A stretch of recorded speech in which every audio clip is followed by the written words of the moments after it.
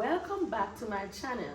Now, for those of you who are joining me for the first time, this is a Jamaican Alzheimer's story, sharing some of my mother's experiences as she journeyed through Alzheimer's. Now, today, I'm going to be sharing with you some of the tips that you can use when you are traveling with your relative or the individual that you're caring for to make life a little easier. Now, the first thing I want to suggest is that you pack a little traveling bag. Whether you're going to the doctor for a clinic visit, you're taking them to see loved ones, or you're traveling for whatever reason, bear in mind that persons with Alzheimer's are like children. So you have to pack a little bag with extra clothing just in case there are mishaps, any accidents. Pack extra diapers, wipes, all the personal hygiene products that you would normally use for them.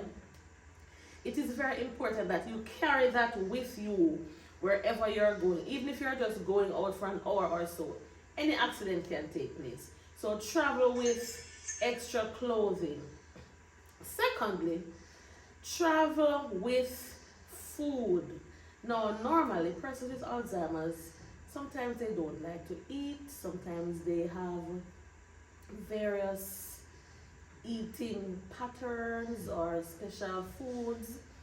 It is very important that you always travel with whatever they need, whether it is ensure or potato salad, mashed potato. Normally they prefer soft foods that will not be too much work for them when chewing. So pack your little bag with juice, water, and whatever kind of meal that they would normally be eating at home. Ensure that you have their snack bag. Ensure that you have a traveling bag with all the necessary clothing and personal hygiene products. It is also important that one person does not travel with the individual. Let me give you an example. There were times when my sister and I could not take the day off together to take mommy to the hospital if she has a clinic appointment. So one day, I was alone with my mother. I took her to the hospital. Now, the first thing I had to do was take her to the casualty area where she was placed in a wheelchair. I left her there to go and get parking, not for long, maybe about 5 minutes. But guess what? My mother was left in a very unfamiliar place.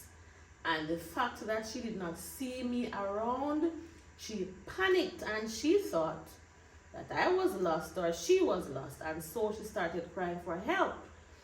By the time I got back, the security guard was looking for me. They were calling for me all over. My mother was panicking, crying that her daughter is gone, she cannot find me, and it was one big chaos. Alzheimer's patients do not function well when they are in strange environments and when they are around unfamiliar people. So that for her was a very stressful experience. She didn't even recognize where she was. She didn't know anybody, and it placed her in a state of confusion. She became irritable. She became scared. And of course, the security officer and the persons who were within her vicinity had no idea what was wrong with her, that she even had Alzheimer's. So they tried their best to calm her down. They honestly believed that I had left her and gone. So that whole scenario was very traumatic for her, and honestly, I never experienced it before, so it was very frightening for me too. And it took her a while to calm down, even when I came back for her. So it is best that when you're traveling with the individual, always ensure that you are not alone. So at all times, they have someone that they are familiar with in their surroundings, in their own space. That helps to keep them relaxed, that helps to keep them calm. It is also good that you travel with 1 or 2 incontinent pads. Ensure that you place it on the seat where the person is going to be sitting, because sometimes they want to use the restroom and they are unable to tell you that they want to use the restroom, or they don't even know that something is going to happen to them. They may just have an accident. So to protect your vehicle, it is very good that you travel with incontinent pads, lie in the seat before you put the person in. Whether the person can walk in or you have to carry them, ensure that you lie in the seat properly to protect your vehicle from any sort of accident. Now, when you get to a new environment with the individual, before you take them out of the vehicle, let them know what you're going to do. Hey, mommy, daddy, Miss Brown, whoever, we are now at the clinic. I'm going to be taking you out of the vehicle, and we are here because, and you explain to them what you are going to be doing. Even though they may not remember within the next minute, it is very good that you keep reminding them where they are and why they are there. So it will somewhat help to keep them calm and relaxed.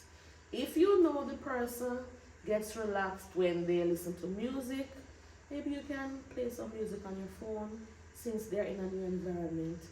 Just put them in some sort of familiar space mentally so that they will be relaxed while you are there, while you're waiting for them to see the doctor or waiting for whatever it is that you are there for.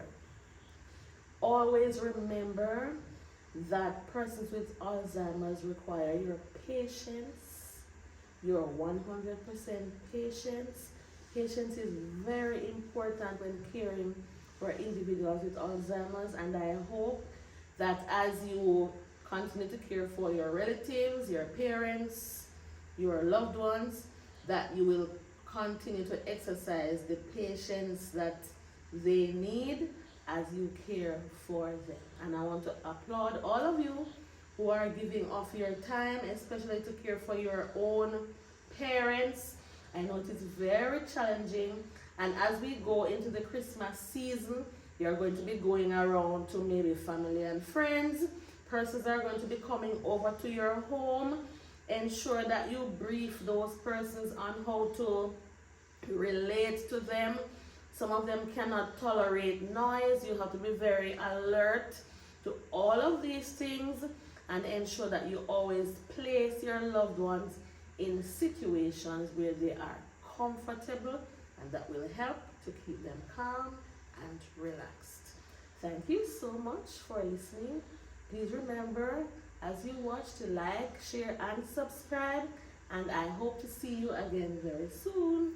Bye.